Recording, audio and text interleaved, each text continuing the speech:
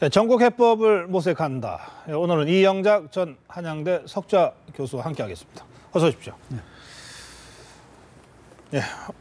오늘 조경태 의원 조금 전에 저희가 인터뷰도 했습니다. 네.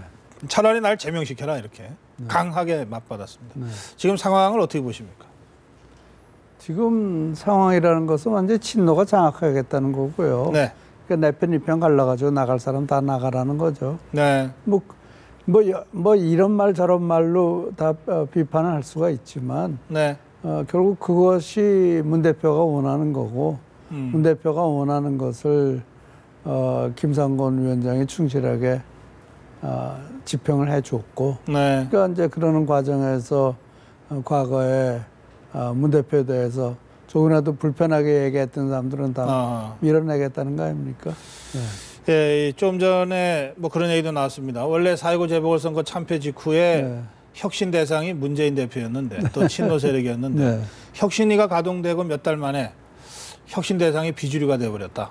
네. 예, 문재인 대표는 이 책임론을 아주 벗어나는데 네. 효과적으로 성공했다. 그리고 당을 다시 장악하게 됐다.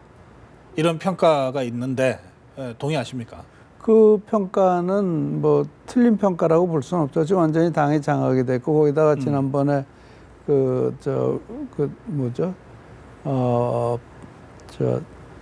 재신임 철회 네네. 모임 거기에 국회의원 81명이 참석했다고 그러지 않았습니까? 네, 예. 합동회의. 네. 예. 그 81명이 전부 다 친노는 아니지 않습니까? 네. 그러니까 이미 비노들도 눈치를 보는 거예요. 비노 호남 의원들도 아마 상당수가 지금 친노를 눈치를 보기 시작을 했다. 그러니까 완전히 그 힘의 논리에 의한 정치에서 문재인 대표가 성공을 했다라고 볼 수가 있겠죠. 예, 네. 네. 그래요. 그러면 네. 이제 이 문재인 대표 체제 하에서는 공천받기 어렵게 됐다. 네. 이렇게 생각하는 사람들이 생긴 것 아닙니까? 네. 이 사람들은 이제 탈당받기는 다른 방법이 없습니까? 없죠. 어떻게 하겠어요? 거기 지금 공천 앞으로 제가 봤을 때는 거기 뭐라고 그러더라? 무슨 공천 선출직 공직자 평가위원장. 네네. 그다음에 인재 영입위원장. 여기가 전부 다 뭐 김상곤 위원장이나 그런 분들이 될 거 아닌가요? 네, 그러면 그분들이 자기네들이 혁신위원회에서 만든 그대로 하겠죠. 네, 근데 참 이 사람이라는 것이 그 힘 앞에서 약해지나 봐요. 그런 것이 이렇게 밖에 있는 사람의 눈에는 보이는데 그 국회 내부에 있는 사람들 눈에는 네. 보이지 않거든요. 오늘 박지원 의원도 이렇게 나쁘게 문재인 대표에 대해서 나쁘게 평가를 하진 않았더라고요. 내가 단어가 그대로 생각이 안 나는데요. 그런 거 보면 박지원 의원은 좀 지켜나갈 사람인데도 크게 반발을 못 하고 있단 말이에요. 박지원 의원이 문제가 되니까 네. 문재인 대표나 친노 측에서 선의의 희생자가 있을 수 있으니 이걸 구제하는 장치가 강구될 필요가 있다. 이런 발언이 나갔단 말이에요. 네. 네. 그러니까 그건 나는 거기에 해당된다고 생각하지는 하지 않기를 바랍니다. 예. 네. 그러나 글쎄요. 지금 사실 거기서 지금 이게 제대로 된 혁신위원회라면은 한명숙 전 총리의 유죄 판결을 받아들여야 된다 이렇게 얘기를 해야 돼. 그게 옳은 건데. 네네. 네. 이 기소만 돼도 뭐 공천심사에서 불이익을 주겠다. 그건 뭐 무죄 추정의 원칙을 완전히 무시해버리는 거 아닙니까? 네, 그런데도 사람들 그냥 붙어 있는 거 보면 전 신기해요. 정치인들은 이 바깥에서 보는 사람들하고 생각이 다른 거 같아요. 근데 역대 선거마다 어쨌든 공천 물갈이를 통해서 이 선거의 주도권을 잡아왔던 그 전례들이 있지 않습니까? 그때 보면은요. 물갈이를 하는데 그 시점 타이밍을 최대한 늦추더군요. 그렇죠. 최대한 늦춰서 이 물갈이의 기준이 막 공표되고 이러면 불안해지잖아요. 그런데도 또 나는 살아날 수 있다고 하는 희망을 끝까지 줘서 그렇죠. 미리 탈당하거나 새를 형성하지 못하게끔 시간을 최대한 끌다가 마지막에 칼을 대더군요. 그러니까 그렇죠. 뭐 이미 늦어서 이 무슨 집단 행동을 하기 어렵게 말이죠. 근데 이 사람들이 그러니까 지금 그 비노, 특히 호남 비노들은 이번에 보면은 뭐 그 사람들을 이렇게 이름을 붙여가지고 네. 척결하겠다 그러지는 않았단 말이에요. 네네. 그러나 그건 뭐 전체 컨텍스트로 보면 그건 분명한데 그래도 설마 나야 이제 그렇게 생각할 수가 있겠죠. 그러니까 제가 네. 지금 사례로 든 거는 당장 2008년 총선입니다. 그 이명박 네. 정부가 말하자면 친박 학살을 한 그 선거인데 네. 근데도 이른바 친박들이 설마 하면서 있다가 선거 한 달 앞두고서 다 이제 공천 탈락됐어요. 그래서 그때 친박연대, 친박 무소속 막 네. 이런 게 만들어진 네. 게요. 네. 한 달도 안 된 시점에 만들어진 겁니다. 그렇죠. 예. 네. 그러니까 마지막까지 시간을 안 주고 어떻게 끌고 가면서 이게 하느냐. 그렇게 하는 것 같아요. 예, 되게 그럴 것 역대의 같은데. 그 정당들이 그렇게 했더군요. 네, 근데 그러니까 이게 정치인들이 얼마나 숏사이트에도 이렇게 근시안적인가. 이게 얼마나 참, 자기 예. 정말 이 코앞도 제대로 예. 못 보는 것 같아요. 네, 이게 참 예. 우리나라 정치가 한심한 거죠. 그런 거 보면. 네네.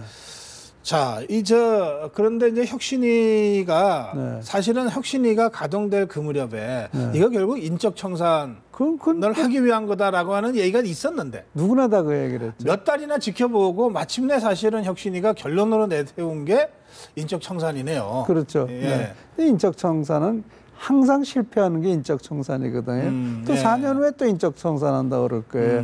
인적 청산 절대 성공하지 못합니다. 그건 역사가 증명합니다. 시스템이 바뀌어야 되는데 시스템을 놔두자는 거 아니에요. 그러니까 이거는 정말 그 예. 문재인 대표가 차기 대권 도전하기 위한 그런 이 바탕을 아주 다지고 또 다지고 있는 거죠. 알겠습니다. 여기에 이제 문재인 대표는 사실 총선 불출마를 이미 선언한 바가 있는데 네. 혁신위가 어려운 선거에 직접 출마하는 모범을 보여달라. 네. 이래서 부산 출마가 다시 지금 얘기가 되고 있습니다. 네. 뭐 기왕 부산 출마할 거 네. 지역구인 사상이 아니라 영도로 가는 게 어떠냐 뭐 이런 네. 얘기까지 있습니다. 영도 대전이라고 이제 우리 네. 언론에서 이름을 붙이게 되는데 이거 가능성이 좀 있을까요? 전 없다고 생각해요. 없다. 네, 커다란 싸움은 거기서 벌어지는 게 아니죠. 네, 커다란 싸움은 전쟁터가 커야죠. 아하. 전쟁터가 작은 데서 손구석에 가서 싸우는 게 커다란 싸움이 아니죠. 아니 영도를 섬이라고 하시면 영도 분들이 뭐라 그러세요? 섬이죠. 그 섬 안에 다.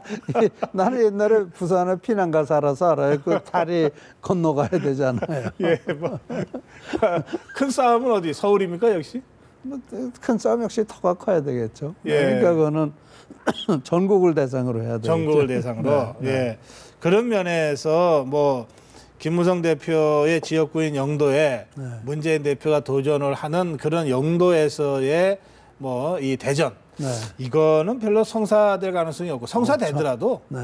그게 성사되면 역시 거기 뭐 두 분이 텃밭이라고 하더라도 역시 거기서 오랫동안 정치를 해온 분이 유리하겠죠. 그는 그것도 그 부산에 정설한 게 있는 건데, 네네. 네 거기서 김무성 대표가 지는 일은 없을 거예요. 만약 거기서 네. 국회 선거에서 진다면은 대권에 희망 없는 거죠. 그러겠죠. 네. 뭐 문재인 대표야 어차피 불리한 선거에서 도전을 하는 거니까 그러니까 지더라도 네, 네. 어떻게 지는가에 따라서 오히려 길이 더 넓어질 수 있는데. 글쎄요. 그렇지만 그래도 거기서 패배를 그래도 하면 지면 역시 타격이다. 지면 타격이죠. 근데 김무성 대표가 지면 이거는 그걸로 게임이 끝나버리는. 그럴 수도 있겠죠.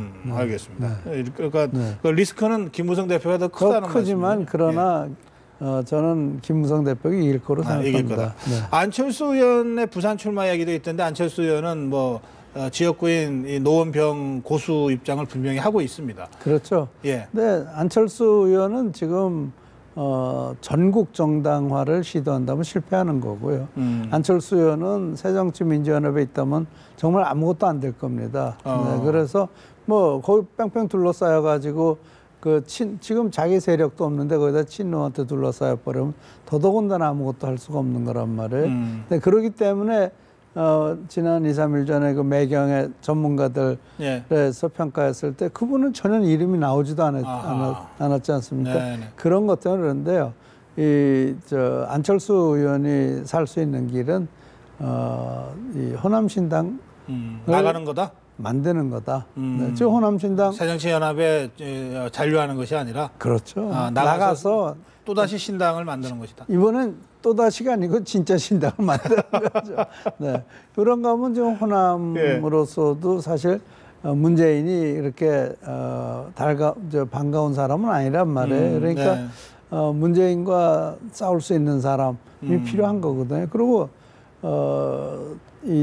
안철수 의원은 명분이 있잖아요. 네. 내가 한 번 양보했으니까 이번엔 당신 내놓으셔. 네. 그러니까 그 호소를 호남에 가서 하면 아니요. 우선 호남에 가서 내가 호남의 주자가 되겠습니다. 그랬을 때 명분이 생긴다. 그래서 호남에서 예를 들어서 호남 강세 지역 다 해가지고 한 30석만 했다고 그래봐요. 그럼 원내 교섭단체 되지 않습니까? 그럼 또 상황이 달라지죠. 완전히 달라지니까 그게 훨씬 더 안철수 의원이 가능성이죠. 그렇게 할까요? 그럴 수 있는, 그러니까 그분은 커다란 그림을 그리는데 그건 상당히 디테일이 필요하거든요. 모르겠어요. 그건 지금까지로 봐서는 할 것 같지는 않은데, 근데 그동안 또 정치를 이제 한 2, 3년 했으니까 좀 성숙했겠죠. 네. 어쨌든 혁신위가 인적쇄신을 드라이브를 건 상태가 돼서 네. 이제 정말 이거 내가 공천받을 가능성이 점점 낮아진다. 네. 이렇게 생각하는 의원들이 많아졌습니다. 그러면 이 사람들이 물론 뭐 마지막까지 신락 같은 기대를 가지고 당에 잔류할 수도 있지만 이미 신당 창당 선언을 한 천정배 의원이나 또 박주영 전 지사나 또 박주선 의원도 이제 엊그저께 탈당했지 않습니까? 집단 탈당 가능성을 어떻게 보십니까? 아직까지는 구체화되기에는 나는 괜찮겠지 않은 게 있을 거예요. 그런데 그게 지금 그렇다 그래서 또 호남에서 어떤 이 구심점이 있는 것도 아니고 그렇기 때문에 우왕좌왕하는 것 같은데요. 사실 제가 생각할 때는 안철수 의원이 정말 제대로 생각을 하는 분이라면은 거기서 몇 명 규합해서 나올 수도 있고 혼자 나와서 호남신당 차릴 수도 있고 그리고 호남에 집중을 해서 호남을 정치 세력화, 독립된 정치 세력화 했을 때는 그건 막강한 힘이 되겠죠. 알겠습니다. 이제 이번 주말부터가 이제 추석 연휴입니다. 이번에 좀 긴데요. 추석 민심이라는 게 있지 않습니까? 올해 추석 민심은 어떤 이슈들이 될까요? 글쎄요. 그건 제가 봤을 때는 먹고 사는 건 항상 이슈가 되겠지만 영남 호남이 다를 것 같은데요.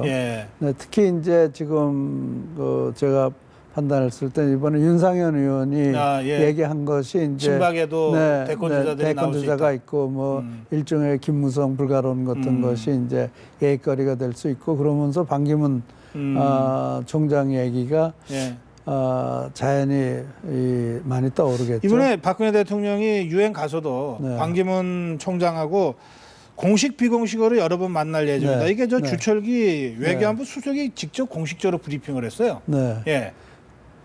그것도 다 이제 지금 말하자면 제가 이거 말씀드리는 것 한 부분이죠. 그러니까 이미 거기 가서 뭐 반기문 총장을 만날 것이다. 그리고 불가론도 있었고 그러니까 또 며칠 전에 매경에서도 반기문 총장을 여권에 뭐 지금 2위로 나왔죠. 1위가 김무성, 그다음에 2위가 반기문 이런 식으로 나왔단 말이에요. 그러니까 반기문 총장에 대한 특히 이제 이 박근혜 대통령이 반기문 총장을 어떤 식으로 자기 후계자로 삼을 것이냐 이것이 아마 상당히 얘기거리가 될 것 같기는 해요. 하긴 그렇군요. 영남. 또 이제 반기문 총장이 충청권이니까 이 충청도에서는 그러겠죠. 그런 얘기들이 좀 많이 나와요. 호남은 어떨까요? 호남은 역시 호남신당이죠. 호남신당. 새 당이 나오냐 마냐. 그렇죠. 호남이 어떻게 정치 세력화하겠느냐. 이게 과연 호남신당이 뜰 수 있겠느냐.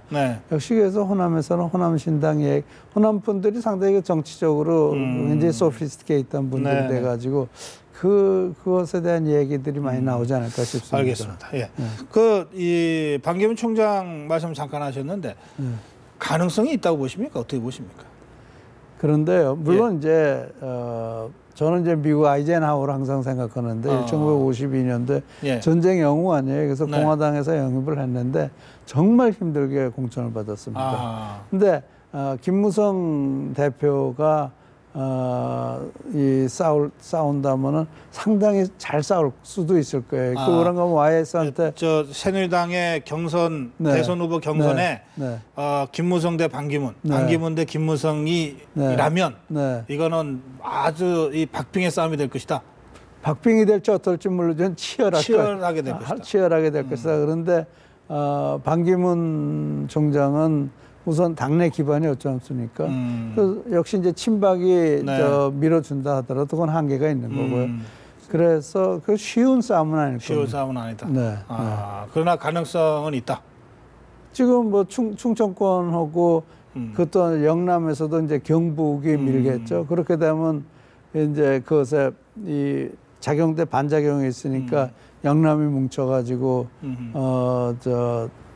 김무성 대표를 민다면 그거는 만만치 않은 싸움이죠. 예, 만만치 않은 싸움이다. 그런데 일단 그 어려운 그 예선전이 본선보다도 어려운 선거도 있지 않습니까? 네, 아마 이번에는 특히 그럴 것 같습니다. 그걸 통과한다면 그 과정에서 본선 경쟁력도 키워지고 그렇게 해서 그런 건 항상 높아지겠네요. 그런 건 항상 가능한 거죠. 알겠습니다. 예. 박근혜 대통령이 지금 반기문 총장과 뭐 만날 예정이다라고 말씀드렸지만 이게 저 반기문 총장을 만나기 위해서 가는 건 아니고 그렇죠. 유엔 총회 가는 김에 만나는 거 아닙니까? 이번에 유엔 총회 뭐 북핵 문제, 뭐 북한이 좀 미사일을 쏜다, 뭐 로켓 발사 준비 중이다, 뭐 이런 얘기들이 있습니다. 핵실험 준비도 있다. 이번 뭐 일정을 모두 비우고 대통령이 지금 준비하고 있다 그러는데요. 어떤 메시지를 내야 된다고 보십니까? 어떤 메시지를 내야 된다고? 어떤 메시지를 보내야 됩니까? 유엔 총회에서. 그러니까 역시 이제 북한이 이제 핵심이 될 텐데요. 미국과 중국의 역할에 대해서 얘기를 하겠죠. 북핵 무기에 대해서. 그리고 어떤 점에서 만약에 제가 그걸 한다면은 지금 이란이 미국과 협상을 해서 협상에서 풀었죠. 네, 풀었으니까 이번엔 중국이 미국 역할을 할 차례가 됐다. 그거 괜찮네요. 네, 그런 말씀을 하실 수가 있겠죠. 그런데 한 가지 굉장히 중요한 거는 이란이 핵무기를 포기할 때 러시아가 뒤에서 힘이 없어가지고 아무것도 못했거든. 이번에 북핵 무기를 풀 때 이 북핵 무기를 풀려고 중국이 압박을 가할 때 이 지금 러시아가 어렵기 때문에 북한이 기댈 데가 없죠. 그러니까 중요한 건 이란이 기댈 데가 없어서 풀린 것과 같이 북한이 기댈 데가 없어서 풀릴 가능성이 아주 없는 거예요. 중국에게 이란 핵 문제를 푼 미국의 역할을 주문한다면 사실은 미국도 그런 중국의 입장을 잘 고려해서 좀 다양한 형태로 좀 분위기도 만들고 그렇죠. 이런 것들을 미국 대통령, 중국 시진핑 주석한테 모두 요청하는 그런 메시지가 나올 수도 있겠죠. 그런데 중국이 과연 그렇게 하겠느냐, 그건 완전히 다른 문제죠. 알겠습니다.